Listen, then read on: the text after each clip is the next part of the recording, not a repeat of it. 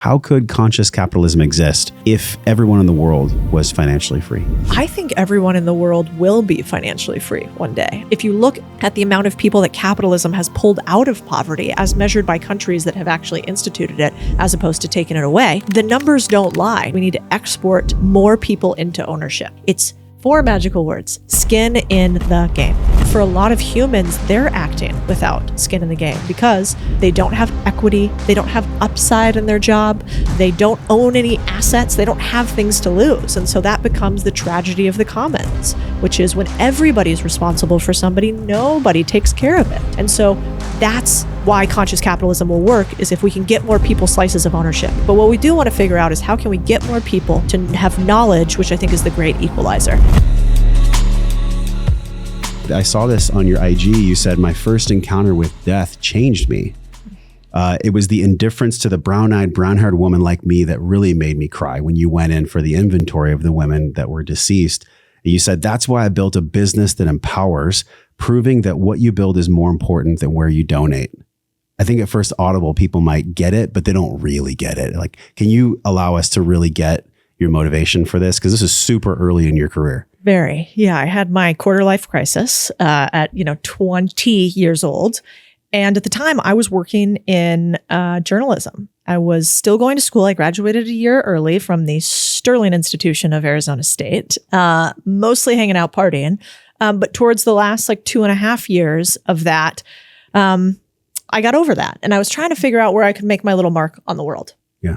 And so I got a grant from the Howard Buffett Foundation, which is Warren Buffett's son, to go and write stories about tension along borders. He was really interested in what do man-made borders mean for humans. And so I got a grant to write 2 stories. One called Las Desaparecidas, the disappeared, and another called Generation Abandoned. And Las Desaparecidas was about this wild phenomenon that at the time really hadn't been covered very much. That in this little town of Juarez, which is right across from El Paso, Texas, so not too far from where we are here, there are every year thousands of women murdered and mutilated and found in the desert. And this has been going on for decades, right? And so at the time, as a young journalist, I just thought this is a fascinating story. And I want to tell this story. And so I went down there. I brought my photographer, Courtney Sargent, and we started interviewing people about what do we think's happening here? Why are these women being killed? Is there a serial killer on the loose? Is this cultural, sort of down there they would call it machismo, but like this toxic culture of male dominance? Is it the narco traffickers? Is it the cartels? Is it the government? And the real answer, as far as we can tell, is yes. Yes, all of that. It's all of that. And when there is no rule of law, then the most easily victimized are often taken advantage of. And so what was wild is what we realized along the border in particular is if you were to look at the border as a age population map, so like a hot zone, right? You'd see along the border, there were 2 phenomenon. There was really, really elderly because they were being left behind along the border. They couldn't cross. And there was pretty youthful.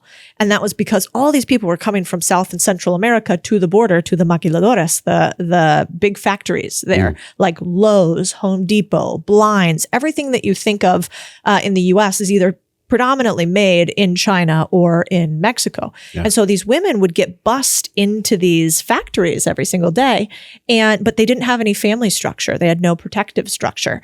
And so they were often, taken advantage of or brutalized in one way or the other. And the wild part was when I was down there, I had a job for writing a paper for the Associated Press, I believe at the time. And there were 2 newspapers. There was the cartel-run newspaper, which would have been the Sonoran cartel that ran that. And then there was the government-run newspaper, both of which were quite corrupt for different reasons. Yeah.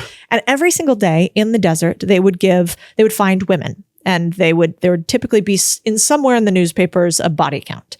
And what would be wild is the cartel newspaper would have one number and the government newspaper would have another number. And so part of our job was trying to triangulate between the 2. Who was doing this? Was it the government? Was it the cartels? And we were kind of trying to triangulate by who was underrepresenting the numbers, right? And so you would go in there and actually try to identify, which wasn't always easy, as bodies weren't always whole, you would try to identify how many women there actually were and where were they from and what are their through lines. And we were children. And then I remember specifically one day that was the hardest for me is we were crossing over the border, which is across the Rio Grande that separates Texas and Mexico. And I wonder if it's still there, but there was a huge wooden cross in the middle of the highway. And as you crossed over the border and got closer to the cross, you saw that the cross was littered with pink ribbons and mementos and photos. And it was a representation of all the desaparecidas, all the lost women. And so that for me hit really hard because as I got closer, and I looked at those photos, I was like, wait a second, long hair, long brown hair, brown eyes, like they look like me, you know? And if I was to be lost as a US citizen or somebody of the socioeconomic class that I'm in, there would be a lot more happening than just a poster taped on this cross. And so it made me start to question kind of like your journey, what creates the worth of a life? Yeah. What defines power? And I don't actually think it's whether you're Latino or not. My last name is Sanchez. There were many Sanchez's there. I don't actually think it's that they're in Mexico and not the US. I think it's that they didn't have the one form of power that's universal, which these days is called money. And so that's when I started my little journey of, I want to figure out what it means to control money, because I think that means power. And with power comes freedom, maybe for me and maybe for others. It sounds like it was a well of pain and sadness and grief that you were not expecting. How old were you? You're in your young 20s then? Yeah. I remember I couldn't drink yet. So probably 20. Yeah. Okay. So you're 20 years old. Like for the psyche of a 20-year-old, I can't even imagine how intense that might have been. And what drove you then, in some ways, I'm sure still drives you now a little bit, but not the same. Like, in other words, in the beginning, what drove you to master money and master this power, this energy, was your own control and also the sadness of what you had seen. But now it's probably a little bit different, maybe a lot different. Like, how does that still, do you still reflect on that on a daily basis, a monthly basis? Does that still inform you in some way? I think that tragedy has to be reoccurred to be not lost contextually. And so the farther we are away from a really difficult moment, the harder it is to still have it sit with us, right? And I actually think it's really good to carry tragedy with you because it makes everything that happens in life so small by comparison. Mm-hmm. And so I would certainly say I'm not as touched today as I was then, because seeing bodies and seeing violence is very different. And humans, we learn to evolve over time to forget some of that so we get to keep going. But what I will say is, once you've seen things like that, you never forget. And as much as I am so saddened that that happens, I wish every human, especially Americans, could have an experience like that, because then you don't really have very easy hate for one another. Then you quickly sort of realize how important it is to do a hand up, right? Yeah. And so these days, I'm certainly motivated by freedom still. And I think that is the underlying current. It's not necessarily that I see those brown-haired women everywhere. It's that I see humans everywhere being held down by the fact that they cannot survive in a modern economy in a way that feels free. Mm-hmm. And so my goal is, first, I want freedom for me and mine.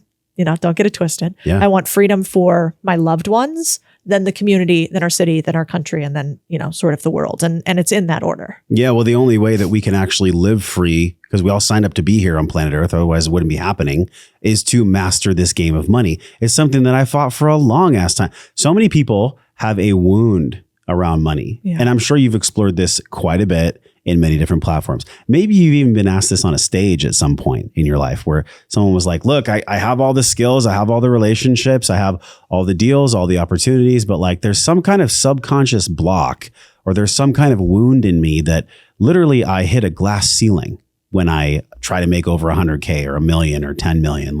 You see that quite a bit, I'm sure, because I know it's within me in some way. I think it's within a lot of entrepreneurs. Yep. And if we're being fucking honest about it, we bring light to it by speaking about it. So have you ever experienced that yourself in any way? And how do you see that playing out in all these people that you reach across the world? Yeah, it's fascinating. A friend of mine, Claire, told me about this experiment that she saw. And so I replicated it. And basically the experiment was this. It was at an event with a couple hundred people.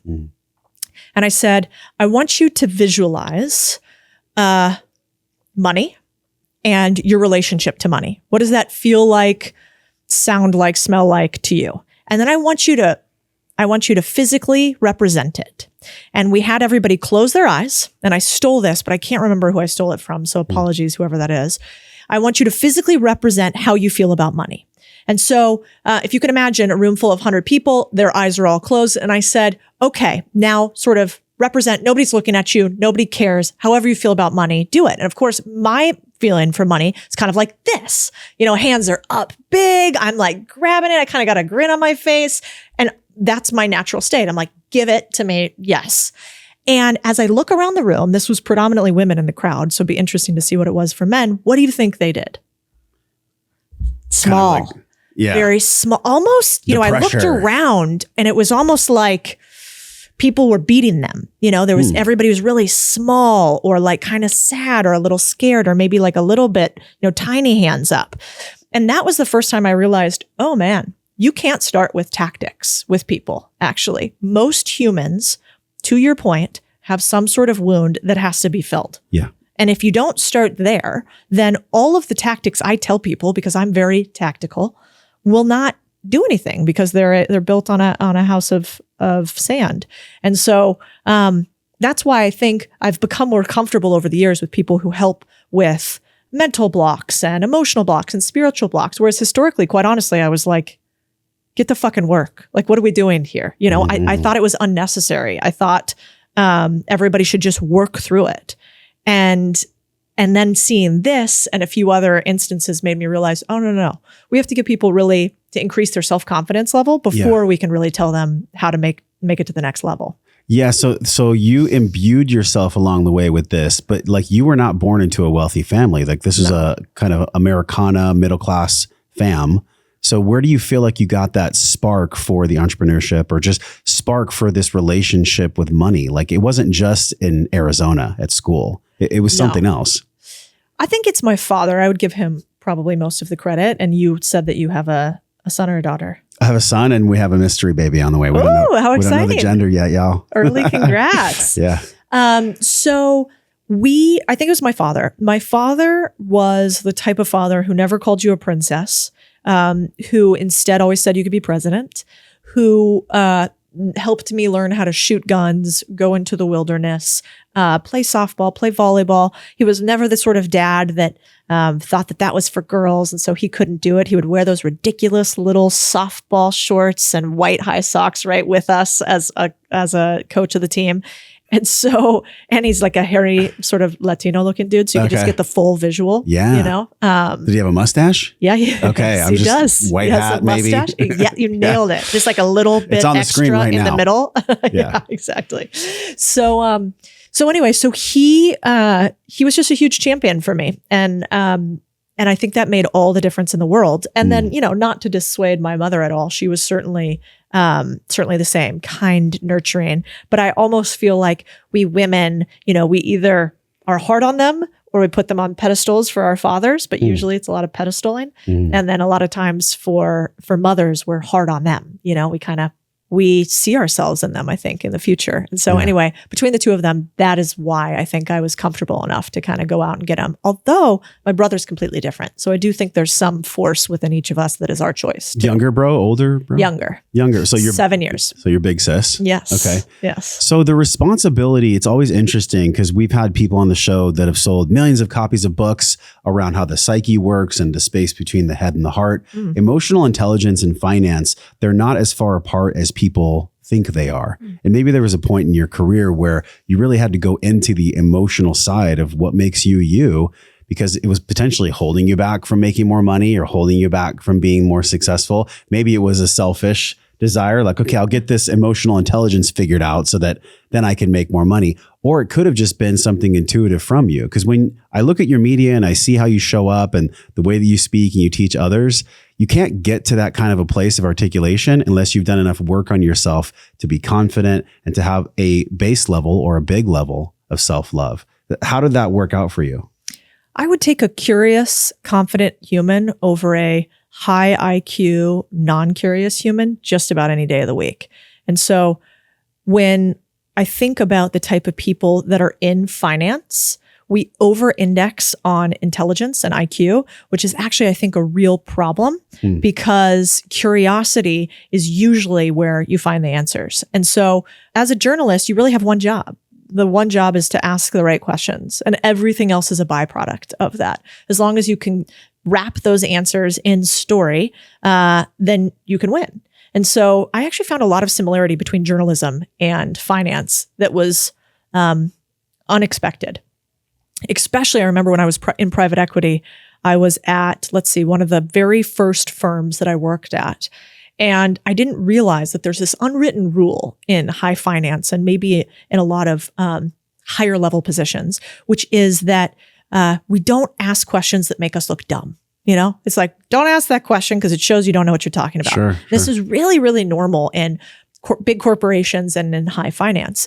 And I didn't know that that was a sign of lack of intelligence. And so I would ask questions like, hey, I do not understand anything you just said at all. Can you back up and explain that to me like I'm a 6-year-old? And I had no expectation that that meant I was dumber. It just meant that this particular thing wasn't well explained for it to fit into my brain, unrelated to my intelligence. Yeah. And so I think that helped me grow quickly within finance because most people aren't willing to do that. And you will never make as much money or grow as fast as somebody else who is willing to ask questions and shut up and take in the answers. And so oftentimes my partners, when we would look at our historical record of investing, these were guys who had huge exits and they were 30 or 20 years older than me. And they were highly condescending all the time. And what was fascinating is in the beginning, I correlated how strongly somebody spoke with their likelihood of being right. Turns out those two things are not that correlated. Yeah, no doubt. And beautiful thing about investing is it's a scoreboard. You either win or you lose. And so the one nice thing about it is I was like, God, I don't like that deal. We would sign our name at the bottom of the deal. And I would say, yeah, like I think that's a 4 out of 10 deal. You know, I won't block your deal, but I don't love it. And so I got to start ranking all of my investments and realizing, oh, wait a second. I actually have a gut for some of this stuff, even though I'm not the one pounding on the table about a deal to do. And so that's a big push I have for people in general is just ask more questions. Who cares if you seem dumb? Because your ability to ask questions will mean you get to the answers faster. I can't tell you how many times on this podcast I've asked a guest, what does that word mean? Yeah. I don't give a shit. Yeah. I mean, really, it's the vulnerability, I think, around money that scares people because money is this subject where you're supposed to not talk about it or politics or religion at the table. It's such a fucking duality we live in here on planet Earth because money is literally the controller of most things. One could even argue that it's the controller of almost all things. Although love, you can't purchase it. You can try to purchase it, but you ain't going to buy it. But money is not the root of all evil. I don't believe in this. And I wonder if we can go into this a little bit since we're on this energetic tip before we get into the structural stuff. Because of course, I want to get into the structure and you know, how we can actually build our lives for freedom and Maslow's hierarchy. Like that's a really big one that I focus on myself too. So on an energetic level, there's got to be some way that we can figure out the old stories about money being the root of all evil, or money doesn't grow on trees, or money is made by rich people and rich people take advantage of others. Did you ever have to unpack any of that in your life in any way? Yeah. I mean, the first thing to do to unpack stories is to prove that they're wrong, right? If I can prove that a story isn't true all the time, then that means that it doesn't have to be true for me. And what's the fastest way to do that? If it's about money, it's to make sure you're not hanging around a bunch of people that don't have it. Because then you think, oh, money's hard to get. Money makes people bad because you're with a group of people that believe that and that are that. And so we believe the things that surround us. And so what I did, one of the very first things I did was I sought out people that were the opposite of me, who had money, who had big careers, who had sold companies, who understood much more than I did about the world. And I would create my own little virtual, they didn't even know about it, board of directors. And I would seek them out pretty religiously. And I would quickly realize, wow, not only are these people really interesting, they're really kind, they're pretty giving for the most part, they're really intelligent, but they're not that intelligent. Like, I could be just as smart as this guy. And so that just removal of yourself from unfertile soil to soil that's already fertilized is incredibly powerful. So I think that's the first step. And what does that mean tactically? That means get in. I know you run some of these. Get in masterminds. Go to universities that are higher grade. Yeah. Go to a corporation that's more aggressive. Whatever the case may be, where you get in a room with a bunch of people that look nothing like the negative stories that you're telling yourself. And you'll quickly realize these people aren't evil. Actually, they're pretty fantastic for the most part. And you'll find the right room for you. And so I think that was the first thing I did to remove that story. How old were you then? Was that still when you were in school or? Well, yeah, I think that probably started it started when I was at Vanguard. So my very first job out of school, I didn't understand what money was. I thought a 401k was called a 401k. I had no idea what a mutual fund is. I remember I thought it was a mutual fund, like we could all have fun together. And so I knew nothing about finance. And then I got an opportunity to go to this Women in Business conference, and I didn't want to go, and I was late. I was on the phone with my mom, and she's like, "You need to go to this conference." I'm like, "I'm late. It's going to be embarrassing. I should just go back." And she's like, "Go anyway, show up." And so I sit down at this conference table in the back. I'm kind of quiet. I think I'm eating cake or something because I was in college, so I had no money. And I end up sitting next to this recruiter for this company, Vanguard, one of the largest financial institutions. And what did I do? I knew nothing about anything, but I just started asking her questions. I'm like, "Tell me about you. What do you do? Oh, that's interesting. What does that mean? How did you start there? Why do you like that company versus this company?" By the end of it, she was like, "You know what? I think you should come interview at our company." And I was like, "Tara, I don't know anything about anything you just talked about, but okay, I like you. That seems interesting." So then I went home, I poured through a bunch of books, and I had this opportunity to go and interview at Vanguard. And at Vanguard, I was part of something called an accelerated development program. So basically what that meant is there were 24 of us competing for 8 or 12 spots. I can't remember.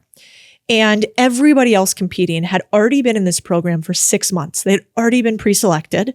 They went to Harvard and Stanford and blah, blah, blah school. They knew all about finance. They were accounting majors or marketing, et cetera. I was a journalism and public relations major. I had just come from living in Mexico for most of the year.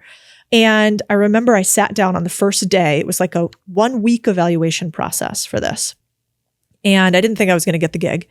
And I sat down at the very first day, and they started asking us all of these questions. And I didn't know any of the answers. So I went home, stayed up all night, studied for the next day, whatever. I finally get the job.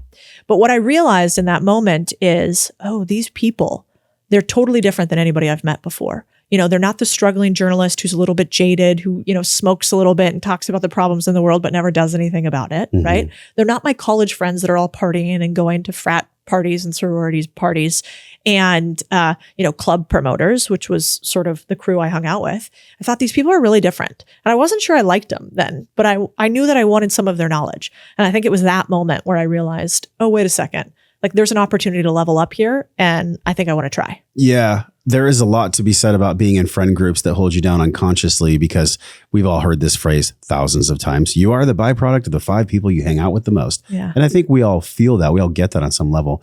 But what I heard from you that was really interesting is you actually had to do a gut check of like, do I want to hang out with these people that I'm not exactly sure if I like them or not, but they have something that I want? That is an interesting road, because there's a lot of relationships in my life where I've just been fully open and honest about that. Like, hey, I know we're just getting to know each other, but like, I really respect what you've created here, or I really like what you're about here. And I think there's some real gravitas about that. Like, just, did you do that? How did you bridge conversations like that? Because what you're saying is exactly where someone is right now on their journey, going through the maybe conundrum of what money is, or judging people that might have money. And like Vanguard, that's like a multi-trillion-dollar, I believe, fund. Vanguard owns pretty much the world, and BlackRock. Yeah. They're kind of like the top duo. Yep. Maybe we can talk about that later. So how did you bridge that gap? How do you have that conversation with people that have essentially knowledge and success that you want, but you're not exactly sure if you like them yet? I think there's magic in cross-pollination of experiences. And so I was not the most intelligent person in finance by far. But what I was rather interesting. So if you want to meet interesting people, you have to be interesting yourself. Mm-hmm. And the fact that I had the story to tell about being in Juarez and my experiences there was completely different than somebody who went to school at Stanford, Harvard, Yale, Cambridge, right? So they just thought, this thing doesn't look like all the others. And that's incredibly powerful. And so let's say that somebody listening to this knows a lot about quantum regeneration machines and Sure, crystals quantum and energy and whatever. That is a really unique perspective. If you were to drop yourself into a finance conference in New York and you were just to say to a group of very high performing people, energy in here seems like kind of intense. I have this spray that is like, it's a sort of a down regulator and it's based on this sort of physical property. And would you guys like to try it? And they probably would have never had that singular experience before. And because of that, you've essentially opened this little chasm for them and they're instantly more interested in you. Now, if you did that in Austin, Texas, downtown, not that interesting. Relatively normal. Some guy right? would open up a necklace and be like, brother, I already have the other version. Yeah, exactly. Not that interesting. So it's kind of like I figured out, where did I have some unique experience that this other person didn't that I could share with them? And then where could I simultaneously lean into theirs? Because everybody actually wants to be heard more than they want to listen. That's so good.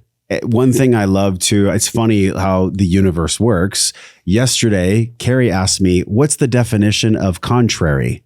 And I was like, oh, interesting. So we looked it up. Your entire business is contrarian, contrarian thinking, contrarian investment. And really to be in, look at the grain in this, to go against the grain, to be in contrast, to be contrary to normal opinion or normal sway. That usually is where most people have fun.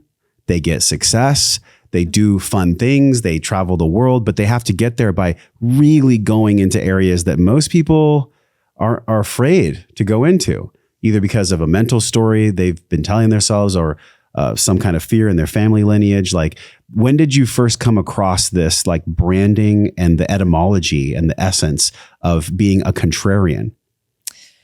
Yeah. I read a book when I was young, A Letter to Young Contrarians, and it's by Christopher Hitchens. And Christopher Hitchens was a very famous activist. He was at one point a communist. He was at one point a socialist. Then he ended as a capitalist and was an aggressive atheist before finding God. And so he has pretty incredible readings over the course of his life. But this Letters to Young Contrarians is all about how do you learn to think for yourself as a human, which to me is one of the most underrated abilities ever. In fact, if you were to go out to a group of 100 people and ask them, do you think that you think well? The answer with most people would be like, of course, yes. And that's why we're crazy on Twitter and we're crazy on Facebook and we're crazy on Instagram, because we don't actually question our ability to frame our own individual thoughts, which is a huge mistake. The smartest, richest, happiest people I know question everything, including themselves. And they question maybe most themselves. And so I read Christopher Hitchens when I was really, really young, and that made a profound impact on me. And then I went down this rabbit hole of who are the contrarians of our time, because I find them the most interesting. If you think about Steve Jobs, think different, right? The Orwellian 1984 campaign he ran at Apple, I think, is one of the best ads of all time. And it's, this runner, if you recall, with her huge hammer. TV smashing. Right. Throws it down to the big brother. People were just like, what is this? Right. And it was because he was able to see where most of the world was black. And if he put a speck of white on it, that would be what stood out. Yeah. And so I think if you could spend most of your life figuring out the contrast, you're probably much more likely to be richer, wealthier, and happier, because humans, I don't really think for the most part, like following the crowd. We just end up doing it. Yeah, I've never been one that enjoys asking for permission or taking orders. Yeah. I saw that in one of your blogs this week, actually. I just remembered it now. There's a difference between being a rebel without a cause and being a rebel with a cause. Yep. So I'm a rebel with the cause of freedom. And I get that vibe from you. Maybe that's what brought you to Texas in some way. Totally. Where were you before Texas? All over the place, but DC, San Diego, Chile. So yeah, we definitely came here for 3 reasons. One was looser regulations and taxes, 100%. Yeah. Which I'm just a believer in. And then 2 was the innovation that's happening in Austin. I think anytime you want to play a game at a high level, you should go where the game is played the most. It's not rocket science, and yet we don't do it. And so if you have a startup and you're in tech, I don't know why you're not in Austin, New York, or San Francisco. If you want to be the best country western singer out there, you probably should get your butt to Nashville. And yet we don't do that one easy thing. And so that was the second reason. And the third was because we thought humans here were more interesting. in San Diego, we joke about being a great place for the young people to go to retire. And it's beautiful. But there isn't that frenetic energy of creation, which I think most of us want. You feel it when you're around somebody who's a builder. You feel it. And the interesting part is it draws in people who aren't builders and it draws in other builders. And so most people don't question if they have that. And I think that would be something really good to cultivate. 40 years of my life in San Diego. Oh, yeah. Broke my heart to leave. Yeah. But I knew that my own maturation process was calling me here. And wouldn't you know it, when we got here, everything doubled, some things tripled. Yep. Just from being here a couple of years. Yep. So like the proof is in the numbers, like numbers don't lie, which is something that I fought against. And maybe y'all can relate to this. When you look at your bank account, it's going to tell you energetically and also sometimes physiologically, emotionally, mentally, spiritually, in all ways. This is why we added spirituality to the Pentagon and finance, which is right at the top of the roof. Unless I am honest with myself about what's my debts, what's my income, what is my own personal P&L as a human being, not and maybe not just even in money, like what are my relationship profits? What are my relationship losses? Like, the P&L is the ultimate, I guess you could say, decoder of truth. You can't lie. And if you do, it'll come out in the numbers. You can't just like wash it away. Can you share like when you first started to really apply, obviously the P&L is a business term, right? Profit and loss. But have you ever looked at people and relationships and your life and plugged that into your own kind of esoteric or spiritual P&L? Well, you know what this made me think of is I remember the first time I realized that money is a cruel mistress and she likes to be paid attention to. And that was that. That's good. It's true. It's good. And I was walking with one of my mentors, David Osborne, who's worth a couple $100 million. And he was grilling me and my friend Matt Atchison on our cash. Like how much money you have, what's your net worth? What's in your bank account right now? All questions that I found, one, a little rude. Two, I wasn't prepared for, you know? And he said something at the end, which is he basically said, if you don't know where your money is, you'll never be rich. You'll never be rich. He said, categorically, if you do not know where your money is, you will not be rich. And I, kind of thought about that for a minute. And then I started thinking, well, there's really no downside. I track many things. Why don't I track this as well? And the second I really started tracking total net worth, there was an explosion. And I attribute a lot of that to David, because I do think money is a cruel mistress and she likes to be paid attention to. And if you do not pay attention to her, somebody else will. And it doesn't mean that you have to obsess on money. It just means that you have to be thoughtful about it. And I do think there's a real tragedy in humans who strive after money for the sake of money. But to your point about rebel without a cause, humans who strive out money for the sake of the tool that it is, that's a completely different game, because then you get to be an architect as opposed to a renter. And that's a big motivation for me. Yeah, there's a key difference in my life now that I'm a father, and I don't know if everyone out there is destined to have children. Some people are, some people aren't, right? But when you start shepherding other life, the money game changes completely, because then there's this external locus of control. And you talk about it with intrinsic and extrinsic motivation, which is really cool. And I have been down the route in behavior change and interviewing people like the Charles Duhiggs of the world, and like understanding like how do we actually change who we are on a cellular fundamental level? Like what does it take for true neuroplasticity to stick, like habits to stick? And I wonder, sometimes for some personalities, the external locus of control or the external motivation, it is a driver. Like it makes us burst through thresholds that we would have never bursted through. It makes us approach people in dating that we would have never, been with if we didn't cross the fear gap. And then there's that internal stuff. And the internal stuff, it's such a mystery, and I don't know if you're a religious or a spiritual person. You're wearing a necklace that has a crystal in it. So you must be somewhat spiritual. You came to Austin. There's an essence of spirituality to you. But how do you explain that in maybe even in a financial way? How would you explain, or also in a personal way? Because they're essentially the same. Yeah. I mean, I remember, my father I think he would call himself an atheist or agnostic. And I remember I would ask him when I was young, like, why didn't you go to church with us? Why don't you go to church? Because, we're Catholic. Your mom would go, but he wouldn't go. Of course. Yeah. Okay. He wouldn't go. And I remember when my mom and him had to get married, if you go to Catholic church, there's a process where you don't have to become Catholic, but you need to go through it's like a marriage weekend, basically. And basically it's making sure that you really want to commit to this human. And so my mother wanted to get married in a Catholic church. You had to do this to do it. So my father went with her for that weekend. And at the end of the weekend, the priest said to my father, will you now accept, the Lord and Savior as your Lord and Savior, or Jesus Christ as your Lord and Savior? And my father, kind of said, well, I'm not sure about that, but I'll consider it. And the priest didn't love that comment. And then he said, well, will you commit to coming to church every Sunday? And my dad said, I don't like to lie, so no. And I remember my mom was furious, at least that's what she told me, because she really wanted to get married in this church. But my father said, I can't start a marriage on a lie.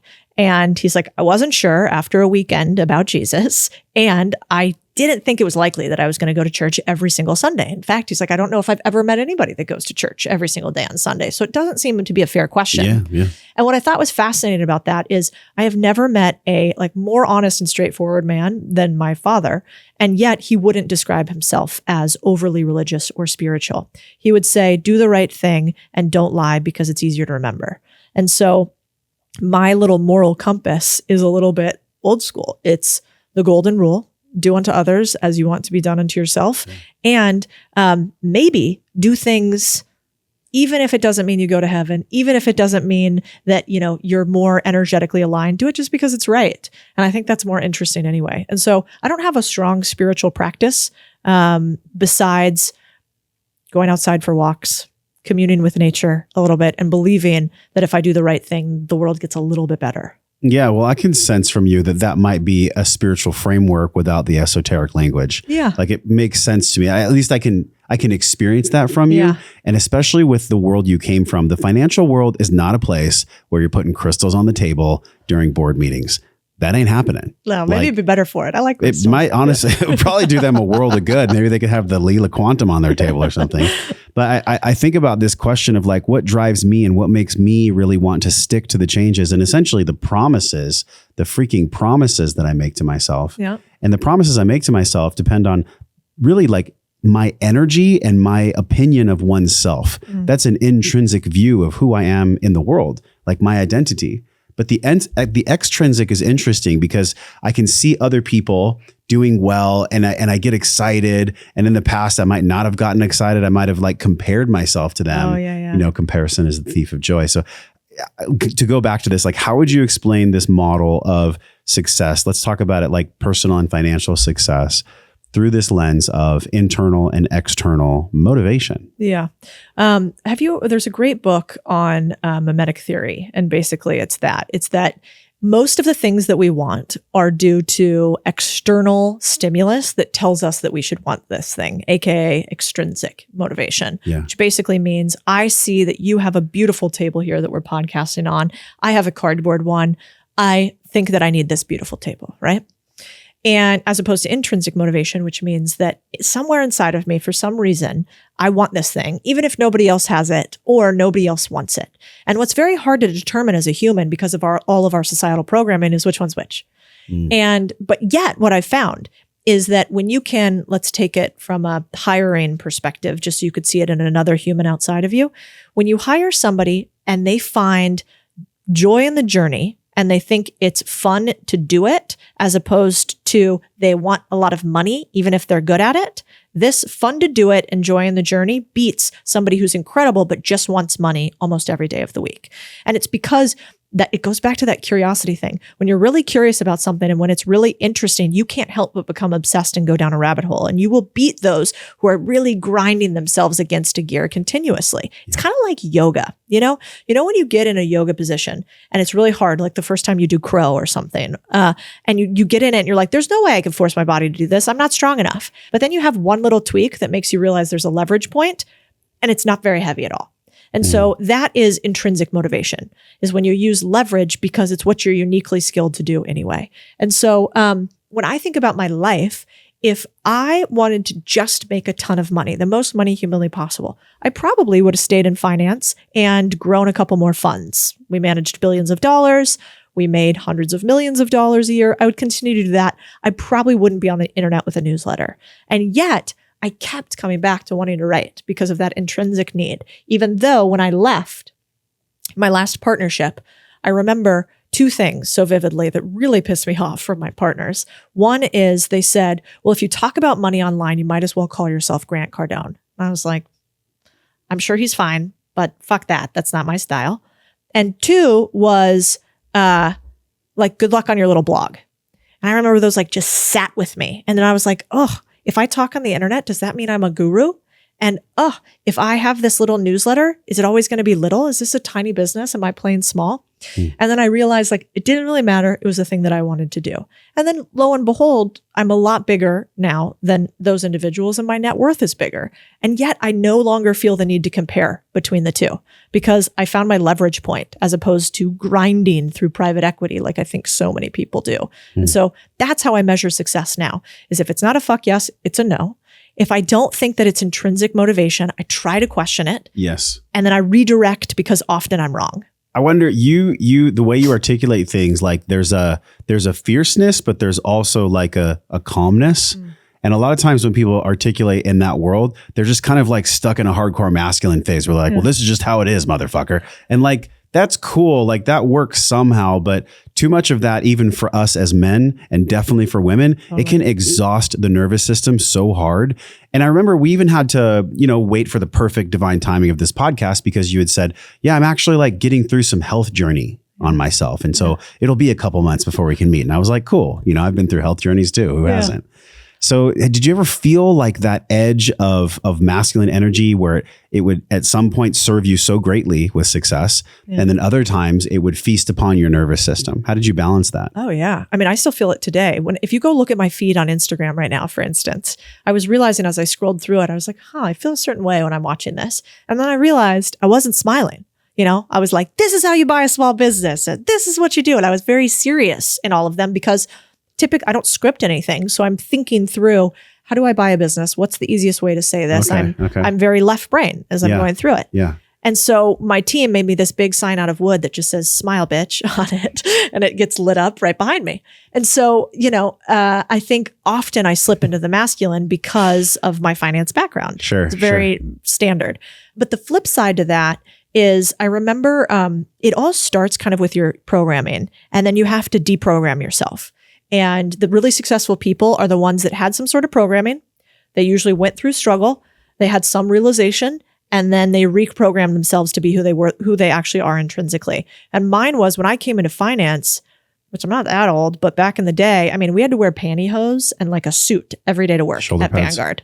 I don't know if we had to wear shoulder pads, but that's a look. Okay. And so, it was very masculine. I was like wearing a same suit every day with like this pantyhose and a button-up shirt. And I cut my hair really short and I have very thick hair. So I looked like a mushroom. Why'd you have to wear pantyhose?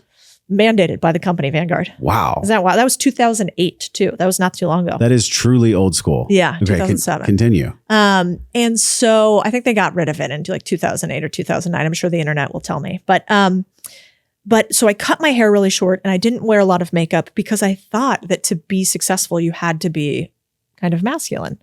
That's what I saw represented.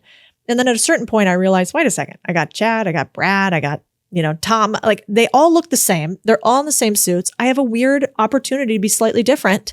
And just by being who I am. And so then I, was like, let's grow it out. Let's wear the clothes I would naturally wear. I'm feminine. I'm going to wear the clothes that, I think are interesting. But even today, you'll find, and I'm sure it's the same for men in different ways too. If you're too built, let's say, or too stylish, then people might not think that you are a very good tech CEO. They might think, oh, this guy's obviously the sales guy. He's not the engineer, right?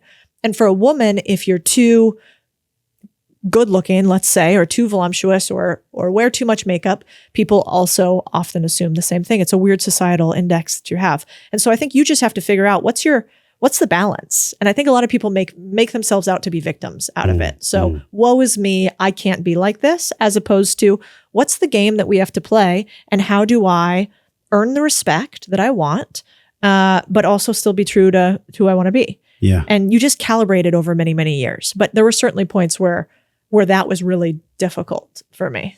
Doing the cold plunge and cold thermogenesis is fast becoming the #1 way to increase your health and metabolism, which directly leads to weight loss. Let's hear from Ryan Dewey, the CEO and co-founder of Plunge, to learn more.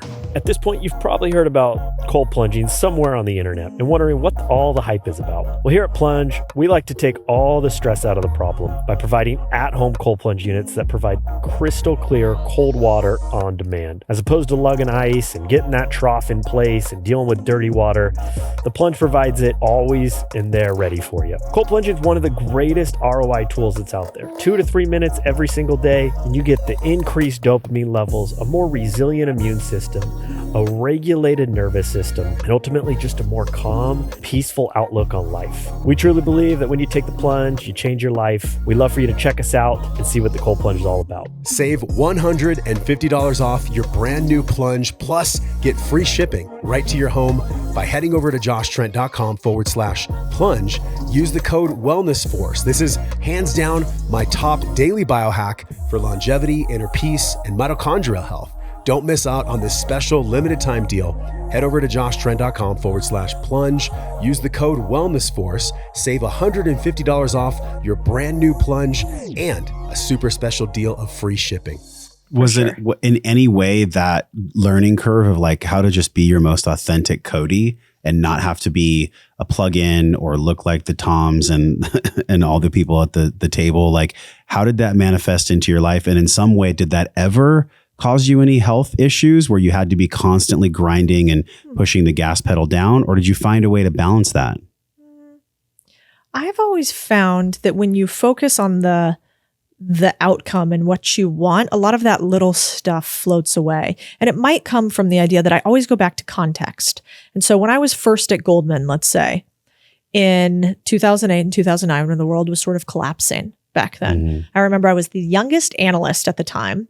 And there were a few women, but I was probably one of the few women and definitely one of the only like female Latinas. And this was like before diversity was a thing. And now I think there's a lot of toxicity in it, but back then it really wasn't that much of a focus. And I remember struggling with the fact that we never saw the sun. So like, let's see. So I would have been there for 2 years, like a year and 7 months or something. And I was located in either New York or Chicago. And the weather during the winter months in Chicago in particular, the winter lasts for like 17 years. Yeah. And you work at Goldman from like 7 a.m. and sometimes until 11 at night or 8 or 9 at night. And so I didn't see the sun for like 6 or 7 months. And that was really hard. And you would eat like in the cafeteria there, whatever they had. The gym was also located there. So maybe you'd go to the gym if you got lucky that day, and you'd sit at your desk and you'd make a ton of calls or you'd do your PowerPoints and you wouldn't see the sun. And that was probably one of the more difficult times, like from a health perspective. And when I finally realized we were making good money, but I was like, oh yeah, it's not worth it. And so I was like, we need to move south. So moved to Dallas at the time. And I really do think there's truth in a couple things. One, almost anybody who's been successful has some version of I slept on my couch, I didn't see the sun for 7 months, some version of that. Yeah. And so if you want something really badly, realizing, all right, let me do a terrible 6 to 12 months and realize that I'm still going to survive and be strong from that.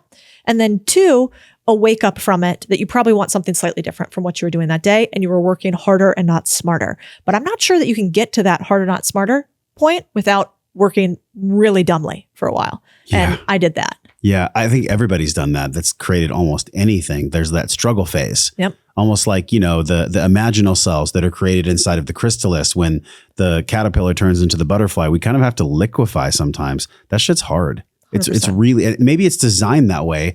Otherwise, literally everybody would be doing it. I think what separates, and I think I've heard you talk about this in some way, what separates truly successful people, and I define success as somebody that has true balance in all those areas in the Pentagon.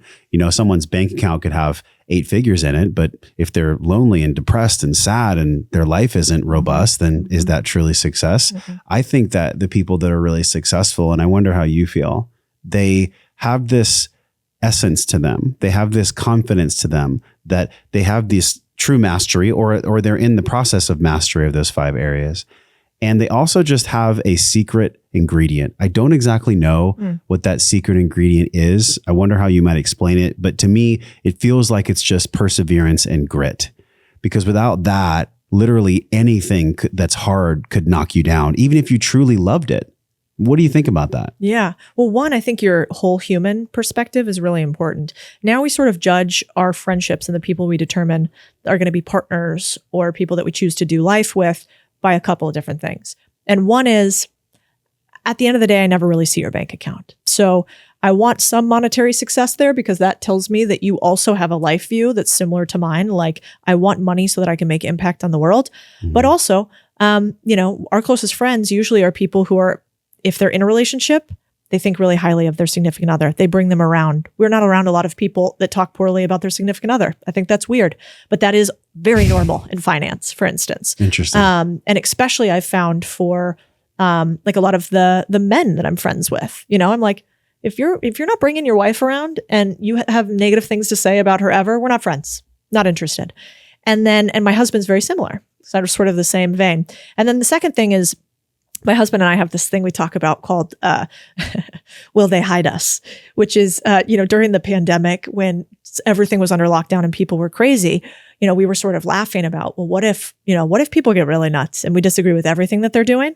And who would be our friends that we would hide and who would be the ones that would hide us? Wow. And I think that's a cool thing to ponder because you only have so many moments in the day. So who are the people that you're going to choose to go, they're a level 10 friend as opposed to a level 1 acquaintance. And so we kind of look for people who put themselves out for other people. We also talk about this thing called those who serve and those who like to be served. I think there are a lot of people out there who like to be served. They want to achieve big things, but then they want people to take care of them, as opposed to if you see somebody on the side of the road and they have a flat tire, you're going to help them out, not just talk about how you would on a podcast. My husband's better at that than I am. He's very self-aware. And so those are the types of humans I want to be around. And also I think, you find this in Austin a lot more, but it's not that interesting to me to be around people that are one-dimensional. So like, how can you have 3 or 4 frames? So if you are previously a fitness trainer, and then now you have a focus on podcasting and media and growth. And you also have a focus on spirituality. And maybe you have a focus on health. Like, oh, okay, this guy has a tripod over here that's pretty stable. But if you have a singular leg to a tripod and a little wind comes, you're in trouble, right? And so we look for those whole humans who have multi-dimensions to them because I think they're usually healthier, happier humans. And that's who I want to surround myself with. Yeah, no doubt. I mean, as you were speaking that, I was like, yes, I was taking a mental checklist. Like those are the types of people that we love to hang out with too. And also it's like this shared experience where that someone's been on a road that you've been on, if they've been doing something that you love for 10 years or even 5 years or more. I tend to resonate more with like other podcasters because they understand the sacrifice that it takes to truly scale, to truly grow. And I wonder for you, like, I even saw in a talk you did with Anthony Pompliano, which was amazing. We'll link that in the show notes. You guys need to watch this. You said, my math teacher in high school told me Helen Keller would be more successful winning an archery contest than succeeding in finance. At some point, you had to just say, fuck yes, I love that I've been successful because of what I was told. By the way, math teachers are assholes. Frank Fugiano, Grossmont High School, 1998. You suck, dude. The way that you called me out in class, like it literally made me think like, wow, I hate mathematics because of you. Yeah. So teachers, y'all need to be careful. Anyways, going back to Helen Keller. So when you're on stage and you're speaking about that, it seemed like it was a real moment for you. Like you hadn't scripted that. It just came to you, right? Do you remember that? Oh yeah. I remember him. I won't say his name because I think he's still a teacher out there and I'm sure. I'm calling out Frank. Yeah, you should. Fuck Frank. That's what I have to say about Frank. that. I remember one of my first speeches I ever gave when I was very nervous about public speaking. I was still working in a big corporation. It was before I started my first company or ever invested in anything meaningfully. And I had been asked to give a speech by a friend who was hosting a little event in Chicago at the time. And I think I called it The Armor of No's. And I haven't thought about it in a long time, but I should revisit it because basically I have this belief that in order for us to succeed through life, which can feel like a battle often, that we need to put on an armor. And the armor, in my case, is often the exact opposite of what people think it is. It's all the no's that I've been told. It's my math teacher that said that. It's my partners that said that. It's exes that feel a certain way. And I don't feel it and wear it in a vengeful manner. I wear it because it's a reminder of all the things that I've been able to overcome over the years. And I think when difficult things happen to you, if you can alter those or alchemize those to be fodder or fuel as opposed to something that brings you down, you can really move forward in a way where nothing really hurts anymore. It's very hard for me now to have something hurt me that somebody says on the internet. The only time I get upset about something somebody says about me on the internet is if there's a kernel of truth in it. Yeah. If there's a kernel of truth, I'm like, fuck, you know what? That title was a little clickbaity. You know what? They're right. Then it hurts. But if there's no kernel of truth in it and it's just, it's just more noise, then I've built up that armor. And so I think, who was it? It was the Yahoo CEO. No. It was Reddit. The two CEOs, the CEO of Reddit, I think it was Reddit. Anyway, one of the big tech companies basically went to go get their company acquired by Yahoo or another big tech company. And they called them a rounding error. They said, you will never be as big as we are. You are a rounding error. And so they put up on the wall of their office those words. You'll never be anything more than a rounding error. And that drove the company forward. And I think one of the most underutilized tactics for success in life and also in business is a villain. Think about a story that you relate to intensely that doesn't have some sort of villain versus hero and underdog story that overcomes. Sure. It doesn't exist. It's the holy trinity of story writing. And we are all characters in our own story. And so whether you lead a company and you create a villain, or you create a villain in your own life, it's helpful to push against. And it doesn't mean you have to do it from a negative place. It just means it can be a little chip on your shoulder, and that chip can be useful. I mean, you just encapsulated my question so perfectly about what is it? Perseverance and grit that makes people successful. It's literally a mental reframing from a conscious power of choice that you just make something that's hard work out for you. Yeah. And some people could call it spiritually bypassing. Yeah. I don't agree. I think spiritually bypassing is when you have these people that go, good vibes only, which is the biggest load of horseshit I've ever seen. Like, that's spiritual bypassing. There's no such thing as good vibes only. It doesn't fucking exist.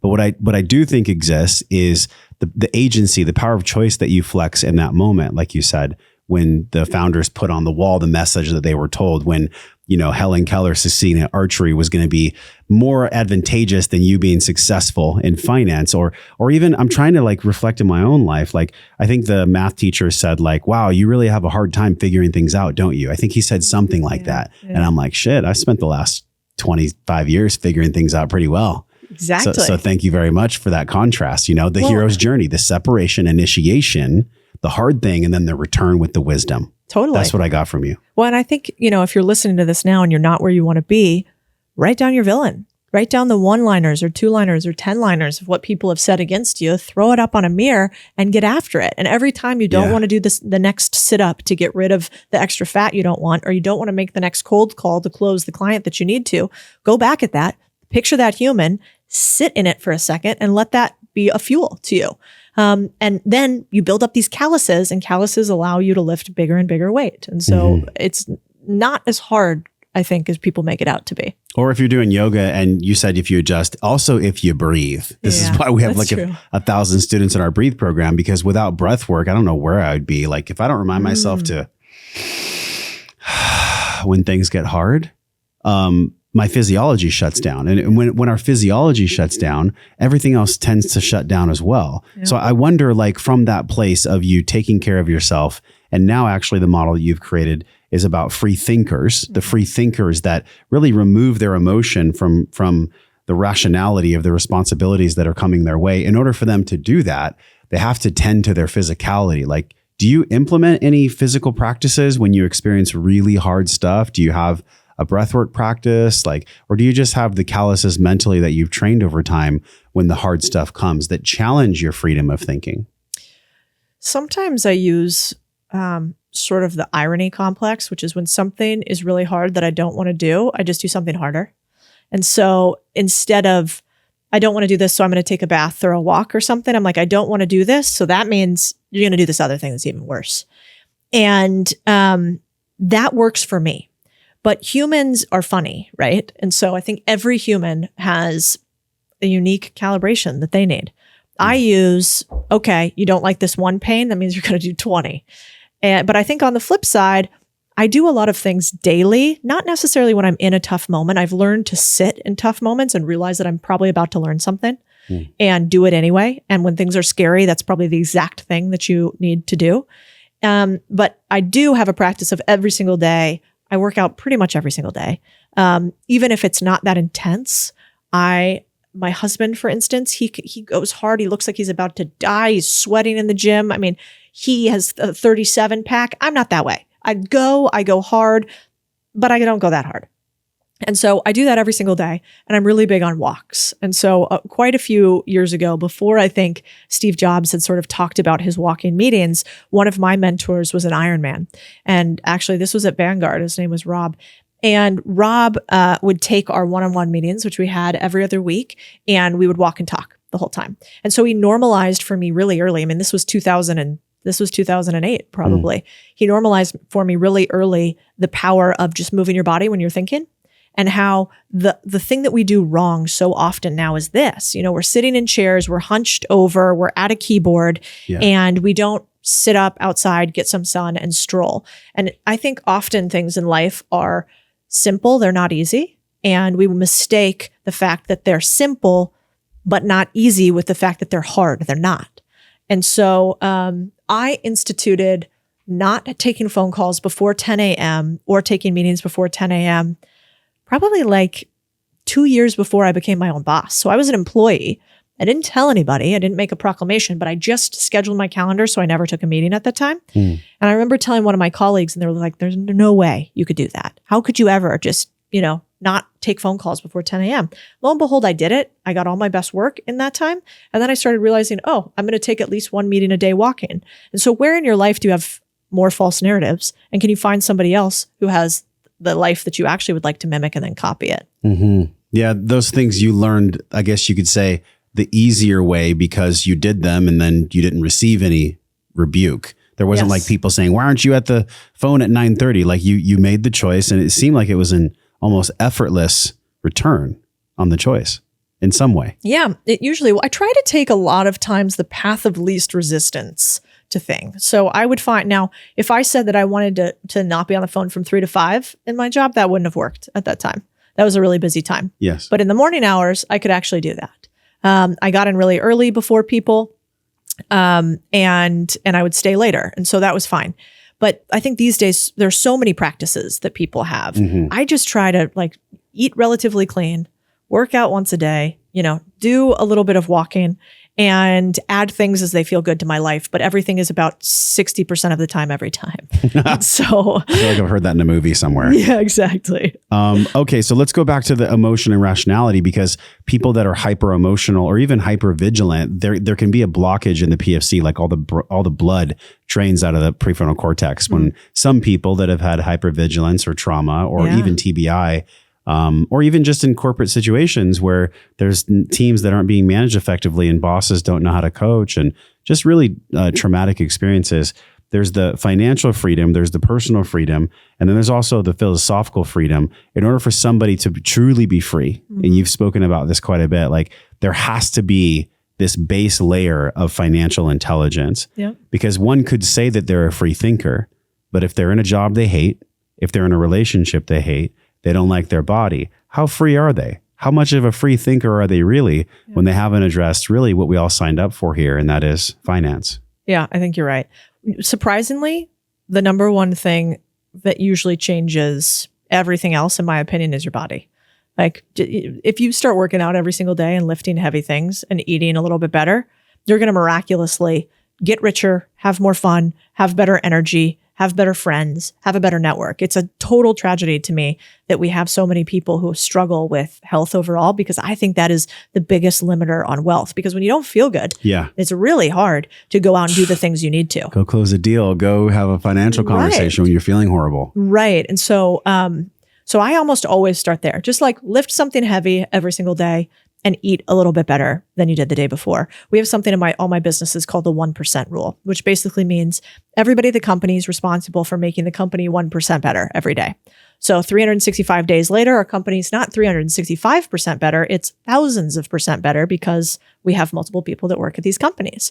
And so I try to think about that the same with myself as a human. I don't have to go and work out every single day for an hour immediately. I just need to do like 1% better. So that might mean I just like increase my step count by 200. And as long as I'm doing that, there's this beautiful thing called compounding, compound investing, compound learning, and compound living. And if you can do those three things, those tiny little changes accumulate to something massive. And, it goes back to that old adage of we really do underestimate how much we can do inside of 3, 5, and 10 years and overestimate how much we can do in one. Who is the person that said that? I have heard that wisdom so many times. And every time I hear it, I'm like, yes, it's so true. It's easy to forget. And so we also instill, we do the one thing principle, which is basically inside of the company every single week, we have something that's called our rocket ship. And so, and you could do this in your personal life too, but in business, it's really, really powerful because you as a leader are like the captain for your ship. And if you steer it off course by just a few degrees, but everybody is rowing by a few degrees off course, you're in trouble pretty quickly. Yeah. And so I had this idea one day. I was realizing as we do something called the weekly WhatsApp. So on Mondays, we have a presentation I do every Monday for my main company that I'm working on now. And in it, it's kind of like what's going on in the company, what's coming down the pipe, and then a framework. And so my framework for the week was basically, an image of a little kid with a slingshot and a bunch of pebbles. And that's what most of us humans are. We have a to-do list that's 57 miles long, and it's full of a bunch of pebbles, and we're picking up the slingshot and we're slinging them out all day long. And then we're feeling pretty good if we get pretty far down on that to-do list. But instead, what you really want in a business and in your life is you want to have, the bazooka. You want to have the grenade launcher, the rocket ship, whatever visual you want, where you are standing alongside a bunch of children with pebbles and slingshots, and you have a grenade launcher, and it's unfair. And I always want to play games where I have an unfair advantage. And so the team each week, it's like, what's the one thing you do that can be your rocket that will disregard all the pebbles thrown by anyone else alongside you? And if you do that each week and you get 1% better every day, you're going to have a really hard time not having massive success. So what is y'all bazooka? What is your bazooka? And that could be in anything. Like that could be in if somebody wants to be a speaker or a business owner or even a media person. Like when you started your channel, which by the way, your TikTok is at 1 million people. I'm like, that's amazing. I don't know how people do that beyond just like getting after it in a certain way. Did you have a bazooka that allowed you to grow that to that big? Yeah. I don't know if you've ever read the book, Who Not How. Who's it by? Don't remember. Okay. But it's an incredible book and you probably don't actually have to read it. Here's the summary. The summary is every time you ask yourself a question, how do I do this? How do I get there? Instead, you should ask, who could get me there? A person is always the answer. And so every time in my business we're stuck, I realized somebody else has the answer to this, and I could beat my head against the wall and try to figure it out myself, or I could find them. And finding people these days is actually incredibly easy because of social media. Yeah. You could type into Twitter, TikTok expert, and you're going to find 452 of them.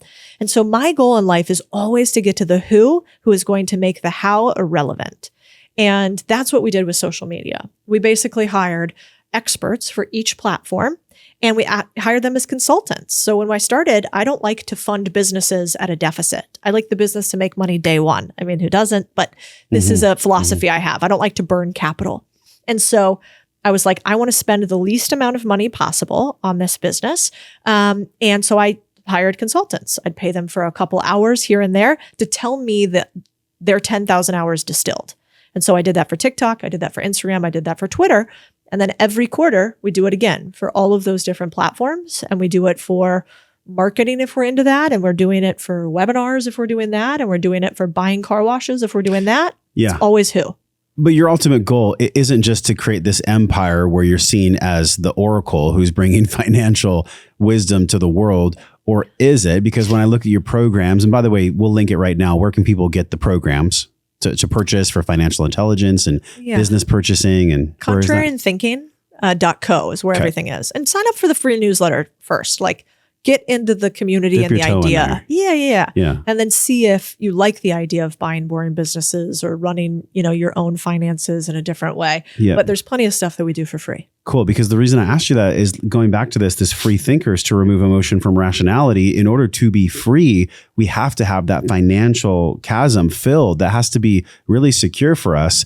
And I wish that if I could go back and change one thing, I would plant a little seed in my pocket in my young 20s. And I would say, go and learn about financial intelligence. It's really important. And it's not important because you're going to become rich one day, even though I know you are. You are going to be able to help other people. That is the core of it all. Because yes, I don't think that I'm here to judge anyone that wants to be wealthy, that maybe doesn't want to share. That doesn't deserve my judgment. But I sure do resonate. And it makes sense to me that if you have done the work to be financially free yourself, which then can come as you talk about the personal and the philosophical freedom, then you can truly be of service to others. And this is like the crowning gem of our conversation here.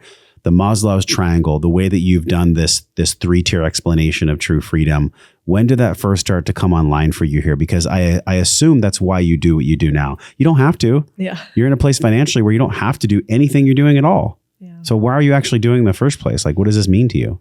Well, I started being public in 2020 during the pandemic. And I did it because I saw that we were losing a lot of freedoms. And I was concerned that there's this truth about government that is once they take something away, they rarely give it back. And so I was worried about that. And so I started a newsletter with my friends to share my ideas on the subject. And I said, I want to actually have a conversation. I'm not trying to unilaterally speak at you, but we can't get together. We can't communicate in the way that we used to. And so I want to long form my thoughts, and then I want us to have a communication on this. And that newsletter was called Contrarian Thinking. And what I quickly realized is that people do not want to be told how to change their mental frameworks. We think that we think really well. And so when I come across a problem like that, what I really wanted to do is I want to push upon people's ideas. And I wanted them to see that some of them were inelastic and they were really breakable. And their ideas were not their ideas. There were other ideas planted in their heads and left there. But I wasn't getting what I wanted from it. So then I thought about the Trojan horse story from Troy. And I thought about how they presented this huge wooden horse, right, to the city of Troy as a gift. But inside of it was something else, right? It was soldiers that ended up sacking the city. And so not for a nefarious reason, but my idea was, what does everybody want? What is the gift that everybody wants? It's money. Nobody, when you talk to them, says, I want less of it. I wish I had less. Keep it, right? Right. We all want more. We want more of it. Yeah. And so I realized, okay, I know a lot about money. Why don't I make money the Trojan horse to thinking? And if I can get people to get skin in the game, to actually understand that there's a lot of abundance with money. And once you have things, you tend to want to protect them. And a lot of people, I think, have this feeling today that they don't have stuff, that they won't have an ability to get it, that life's unfair. And so we have to take it from other people. Or we have to give up our freedoms to somebody on high because we can never do it by ourselves because we're so pathetic and we're victims. And I thought, wait a second, if we could change that mentality through making people financially free, then we could actually get them to think for themselves. And that was the idea, is to build an army of people who are so financially sovereign that they can make decisions based on their own self-interest, and they can make generous decisions because they're not acting out of a place of scarcity. And that's the goal. That's the goal. I love the Trojan horse analogy. I use that all the time. That super resonates. Yeah. And I love it because many times the thing that people want is unconscious. Right. They say consciously that they want this, but really, like the Trojan horse, you have to give their conscious mind what they think they want. But what their soul needs, or what the deepest part of them actually needs to be free, is probably wrapped inside of what they think they want. So I love that. And I wonder too, like from the philosophical lens, if there is a way for everyone on earth to be financially free, how could conscious capitalism, I've never thought of this before. Yeah. How could conscious capitalism exist if everyone in the world was financially free? I think everyone in the world will be financially free one day. I'm actually a very big I'm very positive on the future of humanity. And I think that we are moving at a trajectory that most people don't want us to know, but is incredibly positive. I mean, if you look at the percentage of the world that is still in extreme poverty and poverty, we're at the lowest level in all of human existence. If you look at the amount of people that capitalism has pulled out of poverty as measured by countries that have actually instituted it as opposed to taking it away, the numbers don't lie. Now, I think it was Churchill who said that, democracy is the best form of is the worst form of government except for all the rest. And I think capitalism is the same thing. It's the worst form of economics except for all the rest. And so there are huge issues with it, but it is the only one that we can categorically say continues to lift people out of poverty. And so I think what we actually need to do is we need to export more people into ownership, which is what we're trying to do. It's 4 magical words: skin in the game. Skin in the game. And if you haven't read Nicholas Nassim Taleb, his book is thick and hard to read. It's called Skin in the Game, and it's very dense, but beautifully written. But he talks about this. The biggest issues we have in our society are because people do not have skin in the game. When an elected official makes a change from a governmental perspective, they don't get fired. They don't have to manage a declining P&L. Nor see the results of their decision. Exactly. There's no positive for them, really. There's no negative. Yeah. So they act at will without skin in the game. And I think for a lot of humans, they're acting without skin in the game because they don't have equity. They don't have upside in their job. They don't own any assets. They don't have things to lose. And so that becomes the tragedy of the commons, which is when everybody's responsible for somebody, nobody takes care of it. And so that's, I think, why conscious capitalism will work is if we can get more people slices of ownership. Now, there's a flip side to that, which is we're seeing more and more concentration of wealth across almost every sector, industry, and country. So fewer and fewer people are having a bigger pie. Simultaneously to that happening, more and more people are getting lifted out of poverty. So what we want to be really careful of is we don't want to say, because so few people have so much, we want to bring everybody else down, because that brings down the lower line too. We don't want to actually do that. But what we do want to figure out is how can we get more people to have knowledge, which I think is the great equalizer. Oh, wow. That was a good cliffhanger right there. I thought you were going to keep going. So when people want to access this knowledge, the newsletter link, can you give that one more time for the newsletter? Yes, it's contrarianthinking.co. Okay, that's on the screen right now. It's in the show notes. And I cannot let you go unless we go a little bit deeper into Maslow, because tell me. I studied Maslow for quite some time. There's actually been in the past few years a lot of other behavioral psychologists that have come against his work. And now there are people like the Duhiggs or the BJ Foggs that are wanting to instill different models of consciousness and different models of hierarchy. But how did you first learn about that? Because I've heard you speak about that and I love it. At the bottom of it all, we have to eat food. We have to be safe. We have to have shelter. Then we can procreate. Then we can be of service to others. Then we can be more egalitarian and help out the tribe. I do think that most people, unfortunately, are locked in that base layer. They're right there at the root sacral chakra. Yep. They don't have the empowerment of financial education or really just literacy in general. Yep. And it does make me sad, but it also makes me excited because there's potential. So go into that a little bit, how you found Maslow's work and how you put that maybe into your programs. Yeah, I do think if you want to succeed in life, one of the most powerful things you can do is read great thinkers. And so I was actually considering to go pre-law and taking a bunch of courses. I'm so glad you're not a lawyer. Yeah, me too. Come on. Both of us. Very glad. That would not have been as much fun. No, it wouldn't have. Although I might have been an exceptional debater. Maybe I'd be really good at that. You could throw down with the debating. Yeah. But I don't love it. So I ended up reading a bunch of what I would call great thinkers back in the day. Yeah. And Maslow was one of them. And I think the reason that one stuck with me is because it's so often disused. Everybody knows what it is, and yet nobody believes it to be true.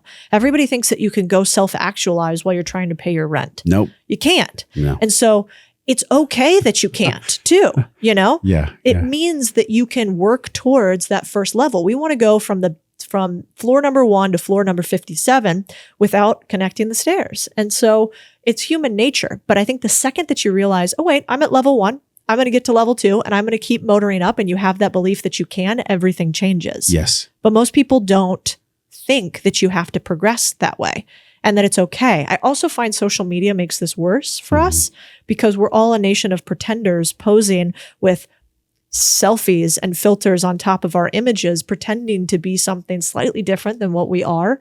And we don't think it's okay for us to be at a lower level. And I've certainly fallen prey to this myself. It's why You'll never see me putting cars and houses and planes and nice stuff on there. I like some nice stuff. We have some nice stuff.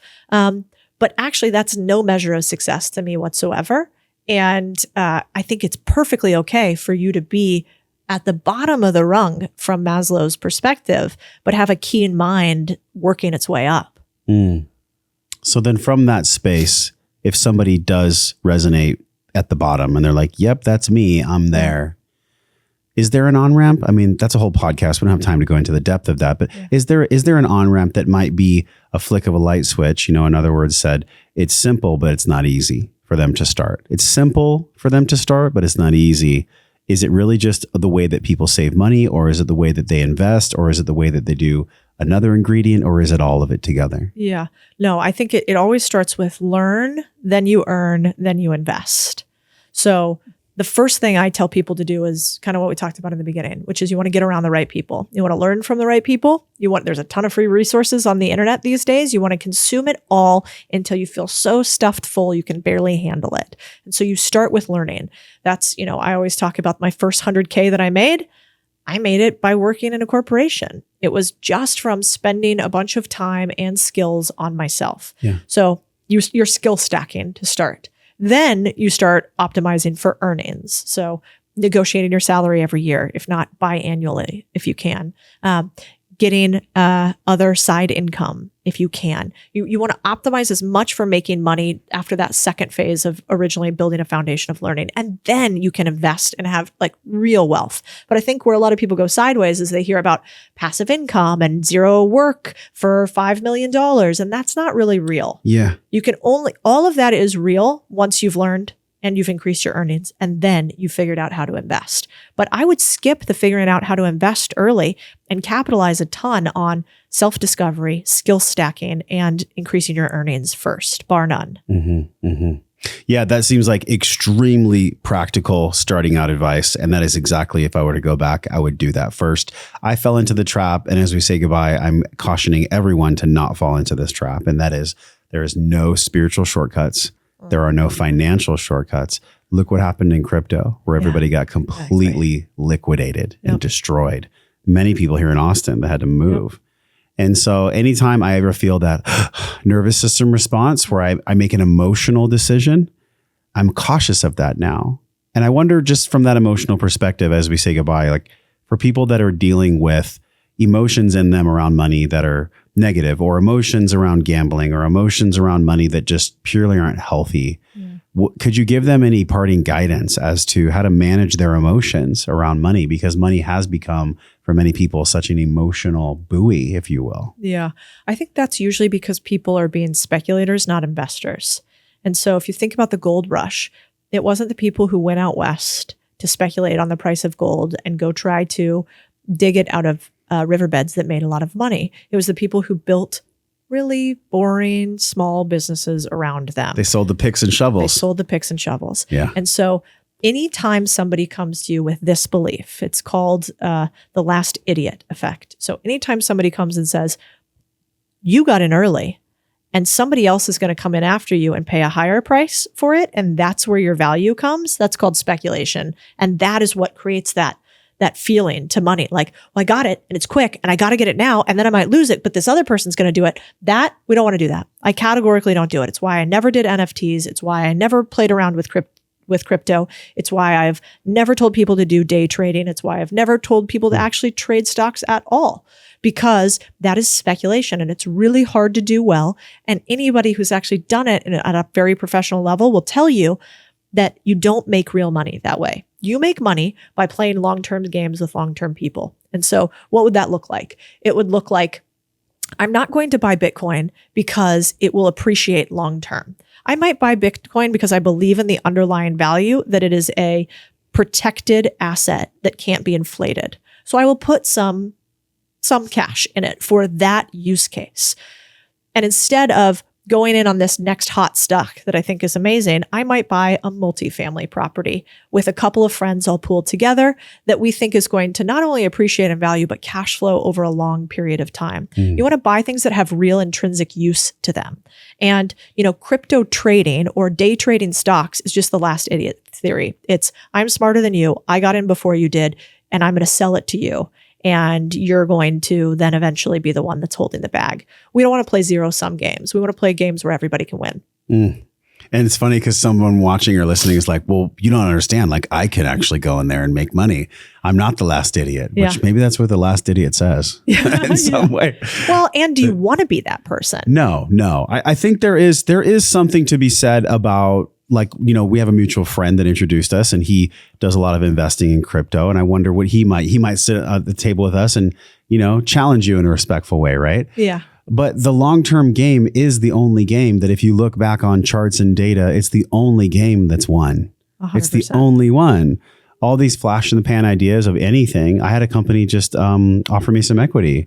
And I was like, okay, I haven't really gone down this route before. So I'm in that phase of like doing the diligence and really figuring out, like, is this the right fit? And getting all my friends to give me advice and getting people that have done equity deals before to give me advice, rather than me feeling that emotion and just being the last idiot, which I've never heard. Can I give you a piece of advice? Let's go.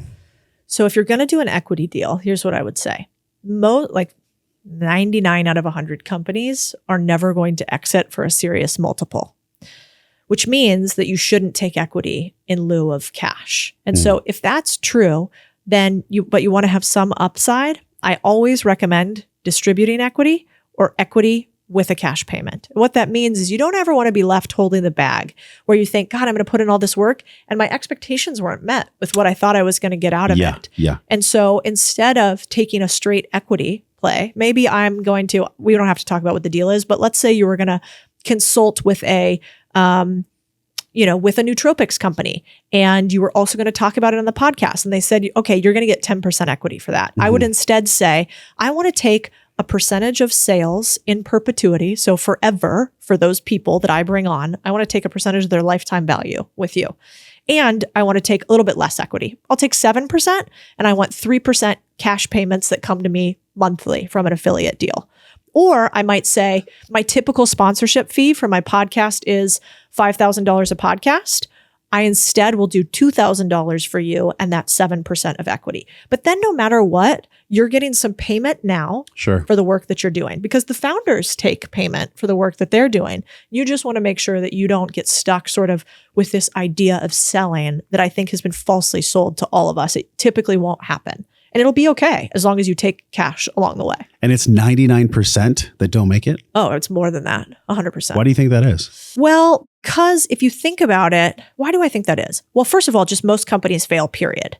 The failure rate of a company that hasn't done $1 million in sales is basically 100%.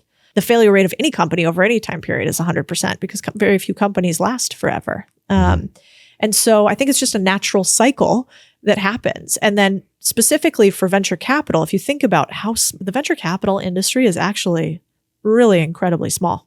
And those are the companies that actually get sold for big enough multiples for the equity to matter. And then on top of it, you have a lot of, this is a little bit more technical, but you have dilution, right? So if you take 10% of the company now, but the company has to raise more money because most companies sell something and then get paid later. Your shares get diluted. So then your 10% is actually only worth 5%. And then if most small businesses that aren't tech or VC backed sell for anywhere from 2 to 5x. So 2 to 5x profits, not revenue. That means that usually the price that they raise capital at is too high for the price that they will sell at. And so, one of the fun games for this is for you to really think about, if we take that idea of sponsorship, let's say, for you to think about, all right, I charge $5,000 for podcasts. I have, I'm just going to make this very easy, 4 podcasts a month. And so that means that I only have those 4 slots at $5,000. So if I gave 2 of them to this company because of this equity that I'm going to get, I'm out $10,000 times 12. That's $120,000 a year, right? And I might also mention them on my Instagram stories. If I was going to sell that space, that might be another $500. So let's round out and say that's $130,000 a year. times the typical length of a company to exit in private equity is 5 to 7 years. So now we're talking about $600,000, $700,000, $800,000 worth of revenue that you would have gotten if you had just taken it as a straight up sponsorship. So then you do that number and you say, and also I had to wait 5 or 7 years, which means inflation happened on that money and time value of money, meaning $1 today is worth much less 7 years from now. And so that $800K is now like $1 million. So unless they're offering you $1 million in equity day one for a company that is reasonably valued at $1 million, you're probably off with the equity amount. And now the founder is going to say to you, what the fuck, $1 million? You out of your goddamn mind? You're going to talk about me on a few sponsorships. But if you have a mechanism to say, this is just the math. Here's how I'm thinking about this. And so, yeah, I could take some risk. I could take only $200,000 in value from you, but I got to take some of it up front because time value of money, the risk level of a company like this, and the fact that I'm taking a huge opportunity cost off the table by not being able to talk about my stuff too. And so I like creating models like that tell me realistically, how much am I going to spend and what could my upside be? And I'm sure this is why people pay you to consult for them and negotiate deals. Have you ever been a hired gun where a company pays you to negotiate a deal?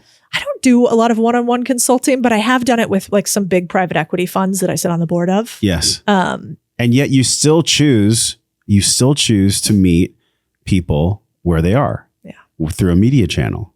There's got to be some kind of emotional, spiritual essence in there. I've been sussing it out on the whole conversation. What is it as we say goodbye? What is it really? Like, what are you really trying to achieve here with this? I think it's a really selfish pursuit, actually. I really like it. Okay. I like it. Just like the feeling of it. Yeah, I think it's really fun to be able to explain these difficult concepts to people. It comes back to like, were you born to be a storyteller or not? And I think the fact that I went to journalism says that I probably was. And so this is a way to do it. But it's always a fine line. Where I felt myself offline sometimes is, so what I just walked you through would tank as an Instagram reel, right? It's like slightly too technical. Yes. And if I did a full YouTube video where we broke down exactly what your deal should look like, it also wouldn't do that well. And so we're trying to figure out what are the ways, that's why we have communities that people buy into with skin in the game and invest in. Yeah. Because inside of there, I'm like, you guys paid to get smart. And so we're going to make it smart and really technical. But for most people, I'm just going to make it a lot easier for them to believe the fact that it's not all that hard. I got really pissed the other day because this guy on YouTube did this video, and I talked about this one laundromat deal I did. And this guy, I just get mad thinking about it. This guy, does that mean there's a kernel of truth? Well, this is the question. Okay. So he basically was breaking down one of my laundromat videos and saying that it wasn't correct, and here's why, and it was actually a bad deal. And he walked through the whole thing. His video was like, I don't know, let's call it 20 or 30 minutes, and mine was 10. And so, I watched it because I always want to make sure that were we wrong on something? And if we're wrong, then we got to own that publicly. That's a rule. But as I was listening to it, I was like, gosh, you know what I realized? It's so easy to tell people why something won't work. It's so easy to tell people why they can't. And it's really hard to get people to believe that they can. That's actually really, really hard. It's very easy to say, just take this little pill. And that's the only way that you're not going to be depressed. Not you're capable and there's these other tools that we can have. Yeah. Our whole society wants to tell you can't. And I just have to remember that my mission is to tell people that they can. And that might mean that it's not going to be a 37-minute, really high-level video to get the masses in. But we have 600,000 people considering that they might be a business owner watching that video. And then my job is to shepherd them if they decide to actually do it and make it very tactical for how to get there. But I'm not gonna over sophisticate the message so that people like that can feel like, oh no, we've done this in a way where, it's very professional and we're wearing our suit and everything and we're going through every single number. No, I'm going to get people's attention on it and then I'm going to take them really tactically. And so that's where my alignment gets off sometimes, is because where I think is the funnest is teaching people to believe in themselves. And then we get into the tactics. And oftentimes people that aren't in the arena want to tell you why what you're talking about isn't possible. And then you have to backtrack and say, motherfucker, I got a PhD, I got an MBA, I've done more deals than you've ever even looked at. And like, let's play. And so that, I think, is the mission that I'm on right now, is what's the balance between how technical we can get people and leveling people up and getting as many people under the roof as possible. It's hard. It's real good, Codie. How do you define wellness? It's a question I've asked almost 600 something times now. All this financial literacy is such a huge part of it. It's like the top of the roof. Yeah. But on a real level, like in the deepest part of you, however that you is going to manifest the rest of your life, imagine yourself 20, 30, 40 years from now. How might you answer this question that I'm about to ask you? What is a life well lived? What is wellness? How would you define a well-lived life, the essence of that? I want my obituary to be pretty interesting. And so I think if I think about a well-lived life, it's what's written on the tombstone, what's read in the obituary. Did I do something that 80-year-old Codie would be proud of? What am I doing something right now that 13-year-old Codie would think was pretty cool too? And it tends to be this sort of belief in like the actions that I've taken, the risks I've taken, the adventures. Who was it? It was Hunter S. Thompson who said, like, when I show up at the pearly gates, I want to show up bruised, battered, and breathing heavy and say, what a fucking ride. And so that to me is a well-lived life. Amazing. Thank you for coming on the podcast. Thank you for This having was me. a well-rounded financial conversation. It was. A lot of financial conversations, they're very heady. And I feel like we really explored the gamut of this wheel about what life really is. So thank you for showing up that way. Same. I know you let me give you live advice on air, and we got to talk about spirituality. I have nothing of to finance. hide, y'all. And I'll tell you who the company is once we do it. Love it. How about that? Yeah. Okay. So until Codie and I see you on another episode, possibly 20 years from now, where she can validate what she just shared, we're both wishing you love and wellness. We'll see you next week.